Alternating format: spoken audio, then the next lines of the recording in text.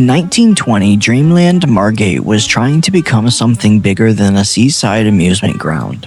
It wanted the scale, spectacle, and energy of the great American amusement parks brought to the Margate seafront.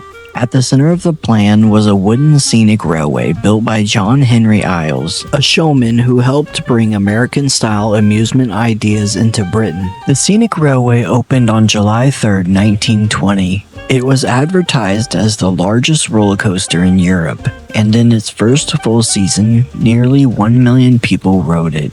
From the beginning, it was not just another ride at Dreamland. It was one of the attractions that helped define what Dreamland was becoming. Unlike a modern roller coaster, the Scenic Railway was not controlled almost entirely by automated systems. It needed a brakesman on board the train, standing between the cars and controlling the speed by hand. Every ride depended on timber, gravity, machinery, and a person to guide the train along the course. That made the Scenic Railway part of an older era of amusement parks.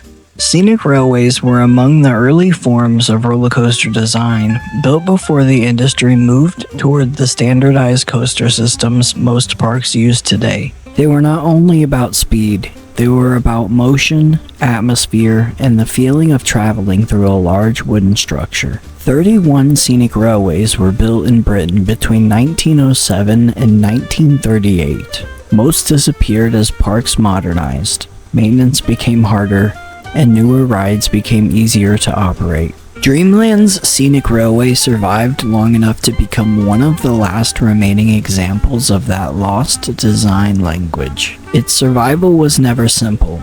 Dreamland closed during World War II, though the Scenic Railway escaped major wartime damage. In 1949, fire destroyed at least half of the structure. The coaster was rebuilt using timber salvaged from the remains of Lowestoft Pier, only to be damaged again by fire in 1957.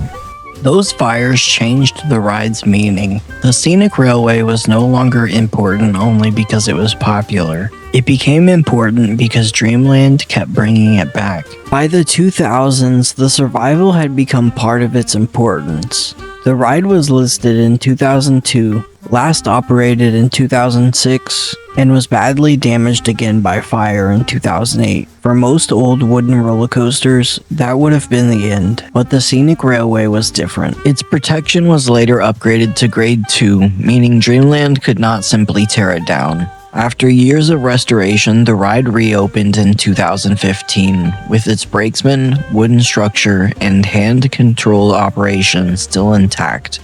But restoration did not make it modern. The Scenic Railway was still a century-old wooden roller coaster, and that became impossible to ignore on August 10, 2024. While the ride was operating, a fault caused damage to part of the wooden track. The train stopped. Passengers were escorted off safely, and no injuries were reported, but the ride closed while engineers investigated. The accident was not a tragedy, but it revealed a problem that Dreamland could no longer avoid.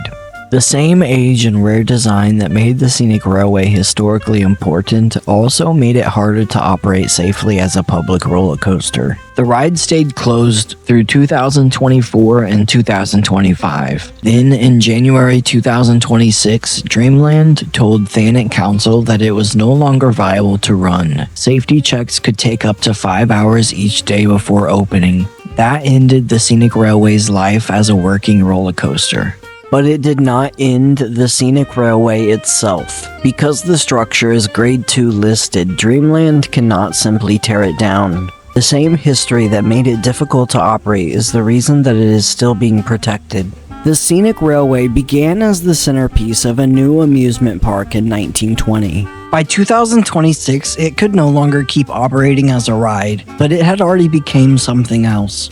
It became the structure that carried Dreamland's earliest ambition. It became one of Britain's last links to the seaside railway era. It became part of Margate's seaside identity, protected not because it was easy to save, but because losing it would erase a piece of amusement park history that could not be rebuilt once it was gone. The trains may never carry riders again. The brakesman may never guide another public run, but the Scenic Railway still stands inside Dreamland. holding the shape of the park's past in wood, track, and memory. Its life as a roller coaster may be over, but its place in Dreamland's history is far from finished.